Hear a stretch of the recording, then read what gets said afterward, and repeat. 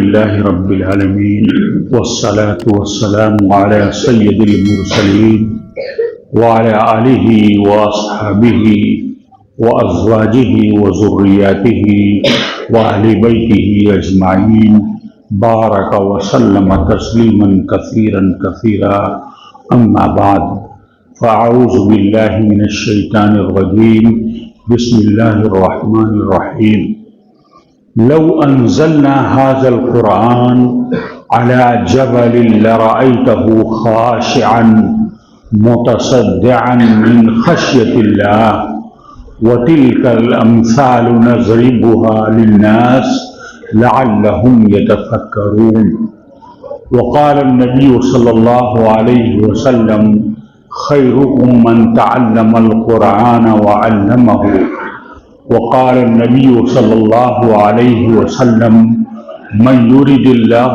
به خيرا يفقهه في الدين۔ علماء کرام، اسٹیج پر جلوہ افروز علماء و حفاظ و قراء و مجودین اور میرے سامنے بیٹھے ہوئے محترم بزرگ اور محترم والد کے درجے میں اور میرے سامنے بیٹھے ہوئے طلباء عزیز جو اس گلشن کے پھول ہیں اور جن سے یہ گلشن مہک رہا ہے اور یہ چمک گلہائے رنگ رنگ سے مزین ہے۔ ابھی میں نے قرآن کریم کی ایک آیت تلاوت کی ہے کہ اگر ہم اس قرآن کو پہاڑ پر نازل کرتے تو تم دیکھتے کہ وہ جھکا جا رہا ہے اور پاش پاش ہو رہا ہے، ٹوٹ پھوٹ کا شکار ہو رہا ہے۔ اس طرح سے مثالیں ہم بیان کرتے ہیں تاکہ تم غور و فکر کرو۔ میں نے ایک حدیث پڑھی کہ تم میں سے بہتر شخص وہ ہے جو قرآن سیکھے اور سکھائے۔ ایک حدیث پڑھی ہے، اللہ کے رسول نے فرمایا ہے کہ اللہ تعالی جس کے ساتھ بھلائی کا معاملہ کرتا ہے اسے دین کی سمجھ عطا فرماتا ہے، دین کا فہم عطا فرماتا ہے۔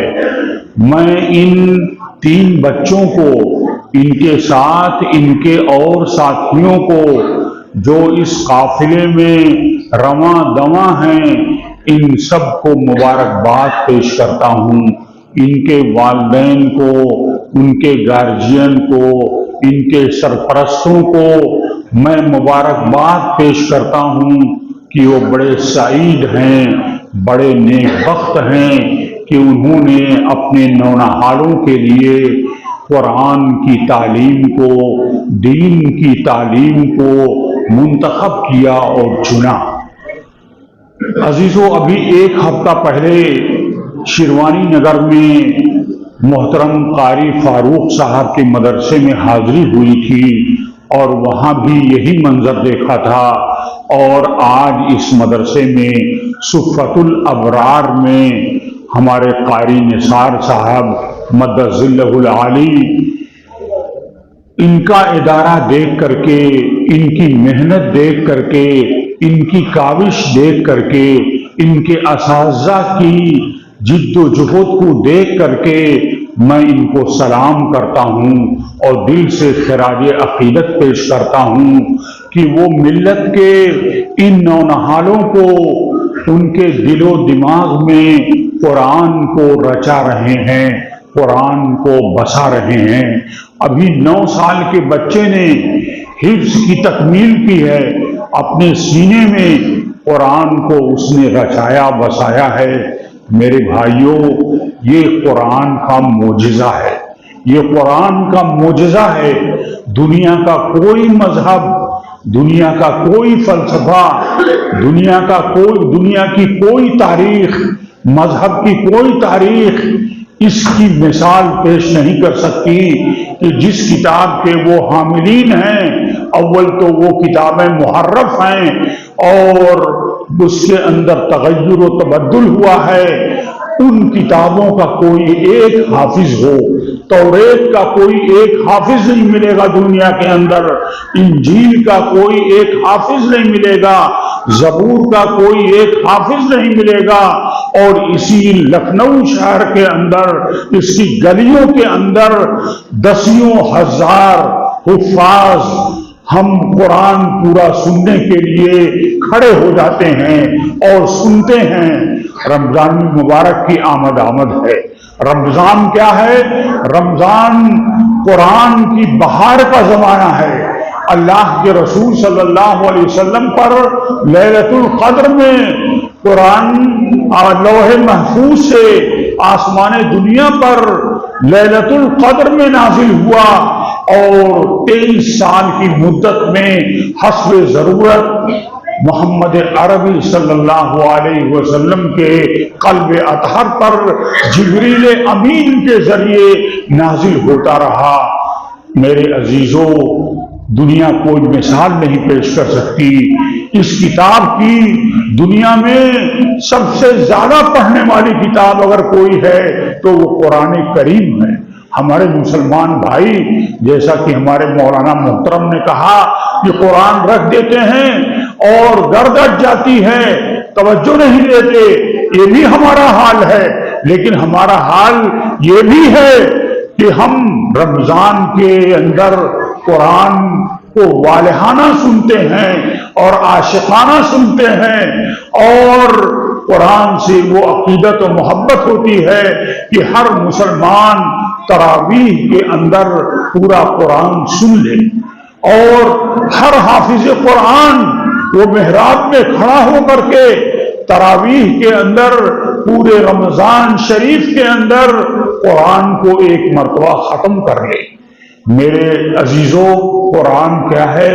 इनकलाबी किताब है। दुनिया के अंदर इनकलाब पैदा करने वाली किताब है, इनकलाब अंगेज किताब है। जैसा कि लोग समझते हैं कि ये शिफा के लिए, झाड़ फूक के लिए, तावीज गंडे के लिए है, इसके लिए भी है, इसमें शिफा भी है, लेकिन कुरान को समझ करके पढ़ना ये बहुत ही फजीलत की चीज है और बहुत अहमियत की चीज है कि कुरान हम समझ करके पढ़ें और तोते की तरह सिर्फ रट न लें। हमारे ये हुफाज अभी हाफिज हो रहे हैं, इंशाअल्लाह दीन के अंदर कमाल पैदा करेंगे, आलिम बनेंगे, फाजिल बनेंगे।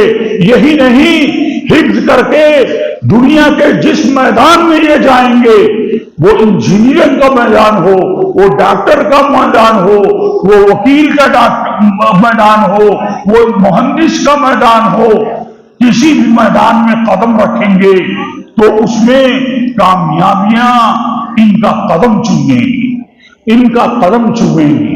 कुरान याद करने के बाद दिमाग की खिड़कियां इस तरह से खुल जाती हैं कि जो लोग 12 घंटे में कोई चीज याद करते हैं, हमारे हुफाज उसको 1 घंटे में याद करके सुना देते हैं, 1 घंटे में उसको याद करके पेश कर देते हैं। तो मेरे अजीजों, ये बड़ी अजीम चीज है जो आपको दी जा रही है और जो आपको अपने असाज़ा के जरिए मिल रही है। और ऐसे असाज़ा जो मुस्तनद इदारे से फारिग हैं, बड़ी बाबरकत जात से ताल्लुक रखते हैं, उन्हीं का मिशन लेकर के वो गली कूचों के अंदर आपके बच्चों को पढ़ा रहे हैं, आपके बच्चों को नाजरा पढ़ा रहे हैं, आपके बच्चों को कुरान याद करा रहे हैं, आपके बच्चों को दीनियात पढ़ा रहे हैं। मेरे अजीजों, मेरे भाइयों, दोस्तों, ये उलमा अगर तिजारत करना चाहते तो क्या तिजारत नहीं कर सकते? जरूर कर सकते हैं।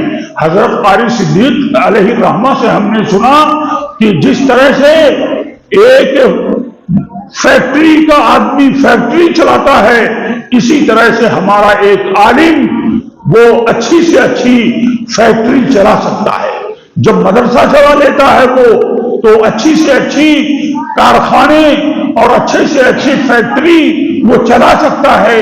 اور چلا کر کے دنیا کو دکھا سکتا ہے، اور لوگ دکھا بھی رہے ہیں۔ سارے لوگ اسی لائن میں نہیں لگتے، بلکہ وہ تجارت کے، زراعت کے اور دوسری لائنوں میں لگتے ہیں اور دنیا میں کامیابی اختیار کرتے ہیں۔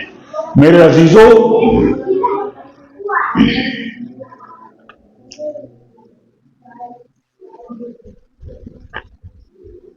میرے دوستو، قرآن کریم کے گرویدہ وہ لوگ تھے جو قرآن کو براہ راست سمجھتے تھے، قرآن کریم کو براہ راست سمجھتے تھے۔ حضرت عمر رسول پاک صلی اللہ علیہ وسلم کے قتل کے فیصلے سے نکلے تھے، قتل کے ارادے سے نکلے تھے، اور قریش کی میٹنگ میں انہوں نے فیصلہ کیا تھا کہ ابھی محمد کا سر لائے دیتا ہوں۔ راستے میں ملاقات ہوتی ہے، کہا عمر کہاں کا قصد ہے؟ کہا کہ جا رہا ہوں محمد عربی کا سر لانے کے لیے۔ کہا اپنے گھر کی خبر لو، تمہارے بہن بہنوئی تو اسلام میں داخل ہو چکے ہیں۔ حضرت عمر کا راستہ بدل گیا، وہ اپنے بہن بہنوئی کے گھر گئے، کیواڑ سے، دروازے سے قرآن کی تلاوت کی آواز آ رہی تھی۔ جیسے ہی انہوں نے آہٹ محسوس کی، انہوں نے قرآن بغل میں دبا لیا اور سورت بغل میں دبا لی اور چھپا لی۔ کہا بتاؤ کیا پڑھ رہے تھے؟ وہ سمجھ گئے قرآن پڑھ رہے تھے، اور بہن بہنوئی کو اتنا مارا جتنی طاقت تھی اتنی زیادہ پٹائی تھی، اور جب لہو لہان ہو گئے اور تھک کر چور ہو گئے تو کہا بتاؤ کیا پڑھ رہے تھے، نکالو کیا پڑھ رہے تھے؟ انہوں نے سورہ طٰہٰ کی چند آیتیں تلاوت کی۔ حضرت عمر جیسا کوہ گراں وہ حیران ہو جاتا ہے قرآن کو سن کر کے، اور وہ اسلام کے دامن میں اس طرح سے آ جاتا ہے جس طرح سے پکا ہوا پھل دامن میں آ جاتا ہے، اور بچوں کی طرح بلک بلک کر کے رونے لگے، بچوں کی طرح بلک بلک کر کے رونے لگے، اور رسول پاک صلی اللہ علیہ وسلم کی خدمت میں پہنچ کر کے اسلام قبول کیا، اپنے اسلام کا اعلان کیا۔ اللہ نے اسلام کو عزت، توانائی اور قوت حضرت عمر کے اسلام لانے سے بہت زیادہ عطا کی، بہت زیادہ قوت عطا کی۔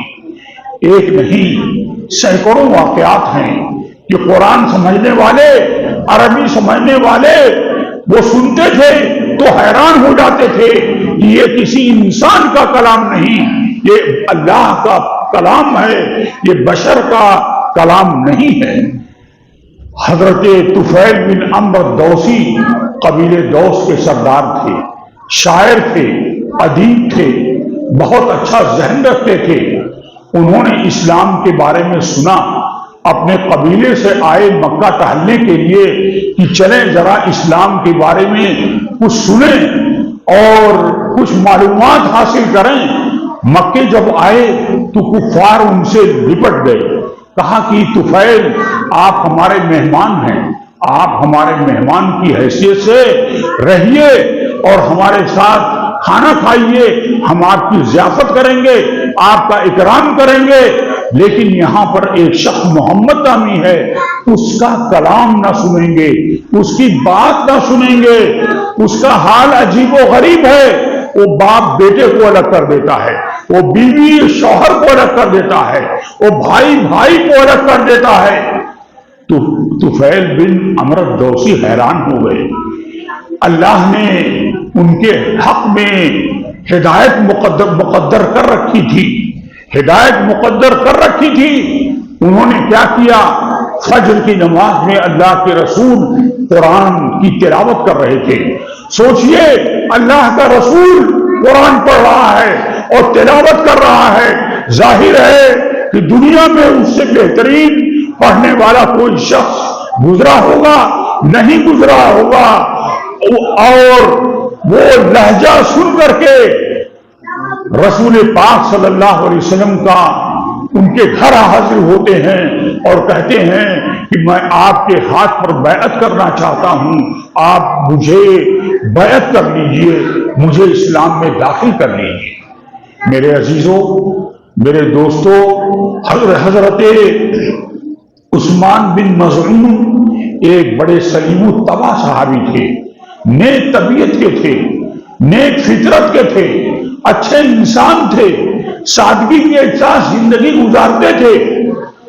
انہوں نے قرآن کریم کی ایک آیت سنی، ان اللہ یأمر بالعدل والاحسان وایتاء ذی القربى وینہی عن الفحشاء والمنکر والبغی ویعظکم لعلکم تذکرون۔ قرآن کی یہ آیت سن کر کے کہ اللہ تعالیٰ حکم دیتا ہے عدل کا، انصاف کا، اللہ تعالیٰ حکم دیتا ہے قرابت داروں کی قرابت داری، رشتہ داروں کی رشتہ داری کے خیال کرنے کا، قرآن حکم دیتا ہے ظاہری برائیوں کا بھی اور باطنی برائیوں کا بھی، قرآن حکم دیتا ہے کہ ظلم ممنوع ہے، ظلم سے دور رہو، بغی سے دور رہو، اور تم کیا نصیحت اخذ نہیں کرتے؟ انہوں نے یہ آیت کریمہ سنی اور سن کر کے کہا کہ قرآن ایسی سوسائٹی قائم کرنا چاہتا ہے، قرآن ایسا معاشرہ قائم کرنا چاہتا ہے۔ وہ اسلام میں داخل ہو گئے۔ یہ قرآن کی آیت سن کر کے جو ہر جمعے میں ہم آیت سنتے ہیں، خطبے میں ہم سنتے ہیں، ایک آدھ واقعات بیان کرنا چاہوں گا کہ میرے بچے جو دین کی تعلیم حاصل کرتے ہیں، خواتین بھی سن رہی ہوں گی، ہماری محترم مائیں بہنیں بھی سن رہی ہوں گی۔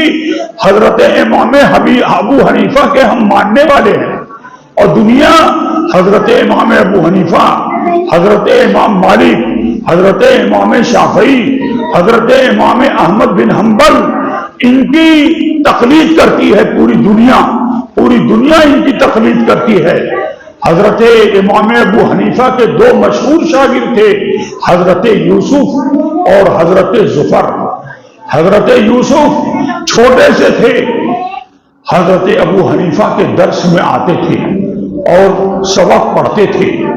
ان کی ماں آتی تھی اور پکڑ کر کے لے کر کے چلی جاتی تھی اور کہتی تھی کہ دین پا کر کے کیا کرو گے، گھر کیسے چلاؤ گے، معاش کا انتظام کیا ہوگا؟ امام ابو حنیفہ رحمۃ اللہ علیہ شفقت فرماتے تھے۔ امام ابو حنیفہ رحمۃ اللہ علیہ ان پر بےحد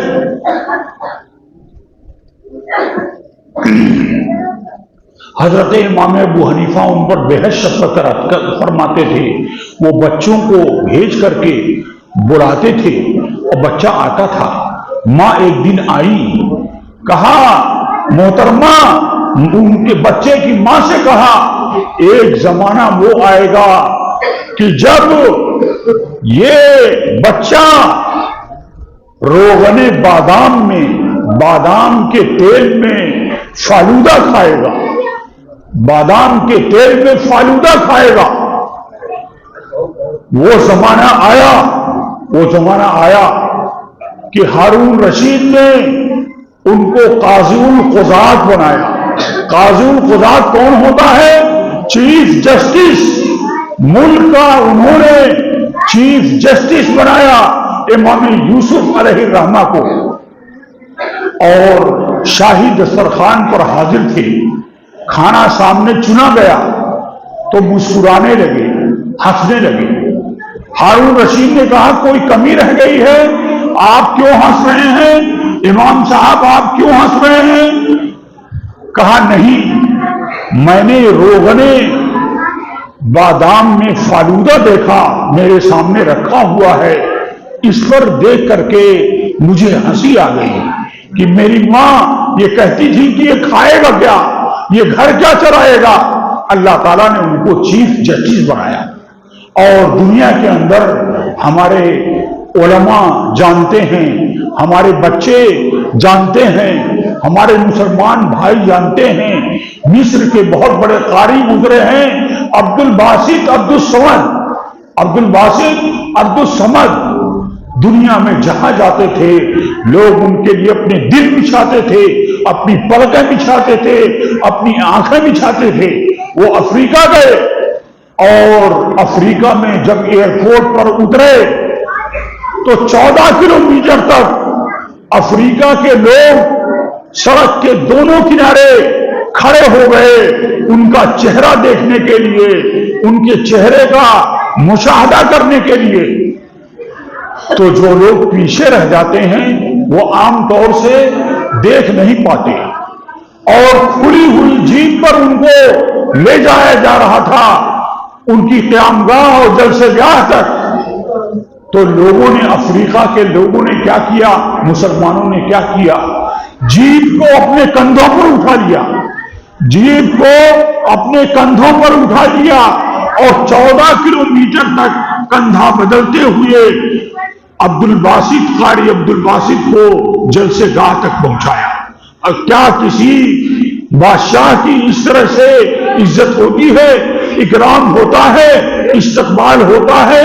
نہیں، یہ کلام الہی کا حامل تھا، یہ کلام الہی کا حافظ تھا، یہ کلام الہی کو اچھے انداز میں پڑھنے والا تھا۔ اللہ نے اس کو یہ مقام دیا کہ آج پوری دنیا کے اندر شہرت ہے۔ تو میرے دینی بھائیوں، میں آپ سے کہوں گا کہ یہ بچے جو آپ کے حفظ کر رہے ہیں، کوئی ضروری نہیں ہے آپ 5 تک ان کو، درجے 5 تک ان کو دینی تعلیم دیجئے۔ اس کے بعد اگر دنیاوی تعلیم دینا چاہتے ہیں تو اس میں بھی یہ آگے رہیں گے، پیش رہیں گے اور درجے کے اندر سب سے اول اور اعلیٰ مقام حاصل کریں گے۔ بس میں اور کوئی لمبی بات نہیں کرنا چاہتا ہوں۔ محترم فاروق صاحب کا مدرسہ شیروانی نگر میں سیدنا حمزہ دیکھا، اور یہ صفت الابرار مولانا نثار صاحب حقی کا دیکھا، اور ان کے اساتذہ سے ملاقاتیں کی، بے حد مسرت ہوئی، بے حد خوشی ہوئی۔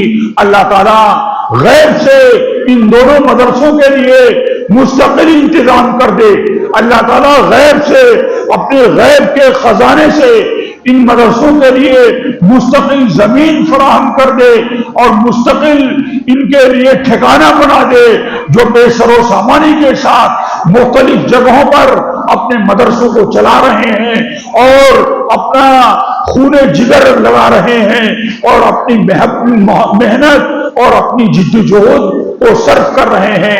اللہ تعالیٰ ان لوگوں کو کامیابی عطا کرے اور مسلمانوں کے دل کے اندر یہ بات ڈال دے کہ انشاءاللہ ہم آگے بڑھ کر کے، ہم اگر قدرت نہیں رکھتے ہیں تو جو قدرت رکھنے والے ہیں، جو توانگر ہیں، جو مالدار ہیں، اللہ تعالیٰ ان کے ذریعے انتظام فرما دے گا اور کر دے گا۔ اور بہت سی مدرسوں کی تاریخ ہے، ہم جانتے ہیں۔ ابھی 1 ہفتہ پہلے ہم نے ایک مدرسہ دیکھا، مدرسہ مسجد میں چل رہا تھا، یہ محبت موہی کے اندر مسجد میں چل رہا تھا۔ ایک صاحب سے بڑی زمین خریدنے کا محتمم صاحب نے انتظام کیا۔ جب 2 لاکھ کا انتظام کیا تو وہ 5 لاکھ مانگ رہے تھے۔ جب 5 لاکھ کا انتظام ہو گیا تو وہ 7 لاکھ مانگنے لگے۔ 7 لاکھ مانگنے کے بعد کہا مولانا حافظ صاحب، قاری صاحب، یہ زمین دین کے لیے قبول کر لیجئے، بغیر کسی پیسے کے قبول کر لیجئے اور اس پر آپ مدرسہ تعمیر کیجئے۔ اس کی جگہ پر انہوں نے جلسہ اس کا انعقاد کیا تھا، ماشاءاللہ بہت کامیاب جلسہ ہوا۔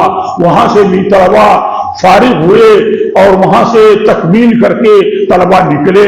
تو اللہ تعالیٰ مدرسوں کے لیے غیب سے انتظام کرتا ہے۔ سارے مدارس ہندوستان کے اندر اسی طرح سے چل رہے ہیں، مسلمانوں کے تعاون سے، ان کے صدقہ فطر سے، ان کے زکوٰۃ سے، ان کے صدقات سے، ان کے خیرات سے ہندوستان کے مدارس و مکاتب چل رہے ہیں۔ اللہ تعالیٰ ان سب کو کامیاب کرے اور اللہ تعالیٰ ہمارے ان اساتذہ کو ان کے معاش کے اندر وسعت عطا فرمائے اور اللہ ان کے رزق کے اندر وسعت عطا فرمائے، کیونکہ اللہ نے وعدہ کیا ہے کہ ہم نے ذکر کو نازل کیا ہے اور ہم ہی اس کی حفاظت کریں گے۔ تو ظاہر ہے کہ جب اللہ قرآن کی حفاظت کا دعوے دار ہے، جب اللہ تعالیٰ قرآن کا محافظ ہے، تو کیا یہ حفاظ، یہ قراء، یہ مجودین، یہ حافظین، ان کا اللہ تعالیٰ نگہبان نہیں ہوگا؟ ضرور بھی ضرور ہوگا۔ اللہ ان کا محافظ ہے، اللہ ان کا نگہبان ہے